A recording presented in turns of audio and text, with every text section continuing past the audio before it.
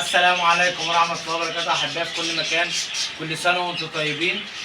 النهارده هنكلمكم عن كام حاجة لو أنت يا غاوي عصافير عملتها عصافيرك إن شاء الله بدون نقاش هتشتغل. ما تقوليش مش هتشتغل. هقول لك زي إيه؟ أول حاجة هجيب قفص زي ده كبير زي ده، مش هجيبه صغير يا عم ماشي. هجيب عش إنجليزي يا عم ماشي. إيه تاني يا عم مصطفى؟ هجيب صدف زي ده اللي هو بتاع محار البحر ده، اللي هو التراب ده يا جماعه. هحطه في العش. ليه انا بحطه في العش؟ بحطه في العش عشان العصفوره تاكل منه، عشان ده فيه فيتامينات عاليه جدا، والعصفوره تبيض عليه، تاكل الخشن وتبيض على الناعم. يا عم تمام. هعمل ايه؟ هجيب القفص. اول حاجه احط فيه العش ده اللي هو الانجليزي ابو فتحه من فوق، تمام، وفتحه من تحت يا عم ماشي. وهروح باصص على الدرج بتاعه، لازم يبقى كده مش متاكل نص، يبقى فيه الدوريه دي، واخلي الدوريه من بره يا عم ماشي. هخلي الدوريه من بره. بعد ما اخلي الدوريه من بره علشان العصفور يبيض عليه يا عم تمام، وانا حاطط فيه صدف تمام. هعمل ايه تاني؟ هجيب اكل. هجيب دنيبه، هجيب كيلو دنيبه عليه ربع بلقم، عليه ربع فرارس. كيلو دنيبه ربع بلقم ربع فرارس، هقلبهم على بعض يا عم تمام. 100 هحط في كل اكله من دول هنا معلقتين كبار وهنا معلقتين كبار، بس هقلب الاكل على بعض.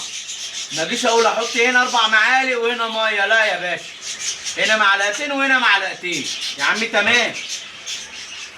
بس كل يوم همسك الاكل هنفخ فيه وازود الكميه اللي انا عايزها، عشان هنا معلقتين وهنا معلقتين. والمسقه بتاع الميه كل يومين هتتغير، هدلق الميه واحط ميه جديده يا عم تمام.